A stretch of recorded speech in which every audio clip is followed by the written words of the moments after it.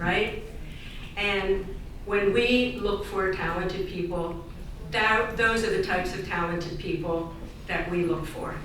People that are stars in large organizations that are waiting for an opportunity for us to call them and say, we have a wonderful organization, and if you want to move away from a job or a role that has you on a treadmill 24/7, but you really want to take everything that you have to give, we have the place for you.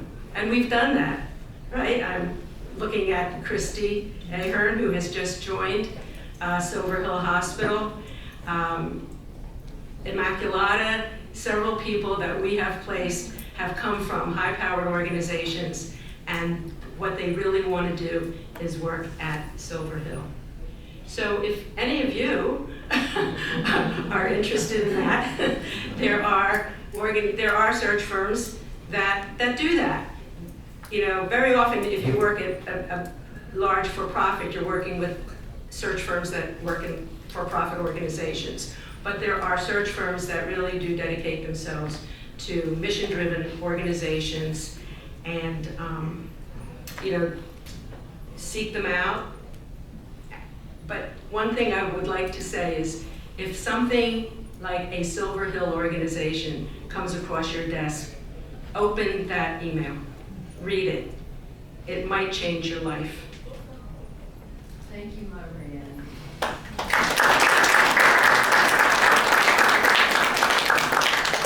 right, good morning. It is a pleasure to be invited to join this really important conversation, and I thank Andrew and Martha for the invitation. I have a few thoughts to share on this topic as someone who has personally changed careers and jobs numerous times. I think I'm on my 5th career/job. I am the mother of 2 children under 4, a wife of 10 years, and on top of that, I do DEI consulting in addition. Just in terms of my career background, as a kindergarten teacher, fast forward, rewind. As a 20-something living in New York City, I worked in New York's fashion industry. I loved every second of it, the club scene, the travel, all of the things. But those were very carefree days that eventually started to feel void of meaning. And if I'm being honest, a little toxic. And thanks to a decisive conversation with my then boyfriend, now husband, I spent the majority of my 30s working as a kindergarten teacher, and I loved every second of that.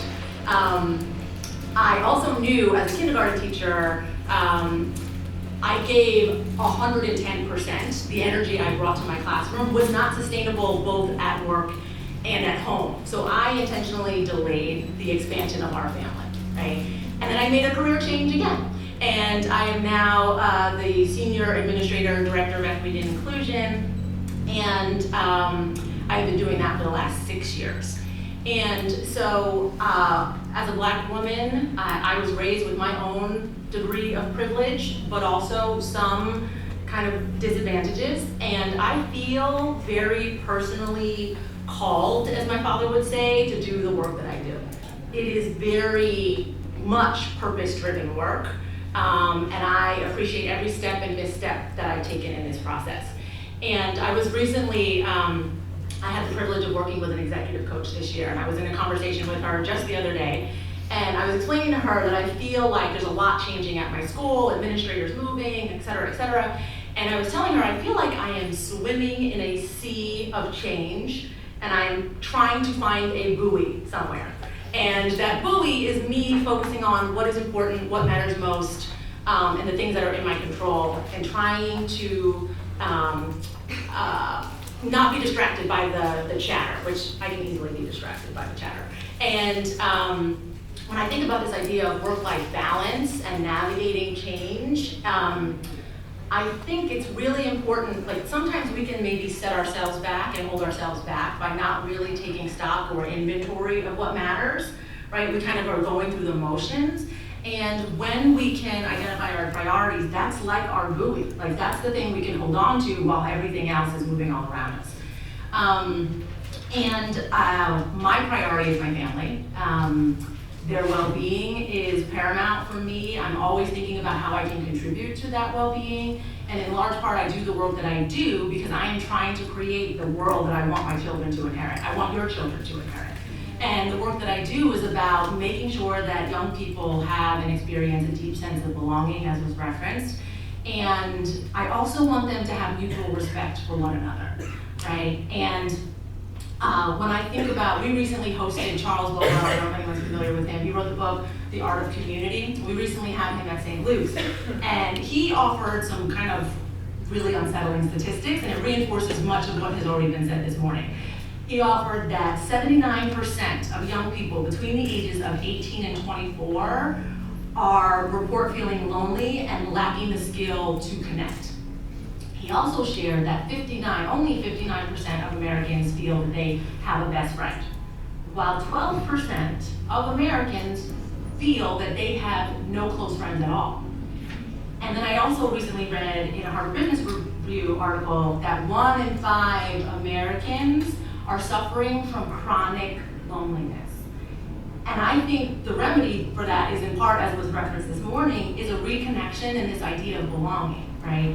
And I think as parents, it's really important for us if we're gonna create genuine connections for our kids. Because guess what, it turns out that simply being in proximity to someone else or like having a social media exchange does not actually create genuine connection. And so in order to do that, we have to model that for our children, yeah.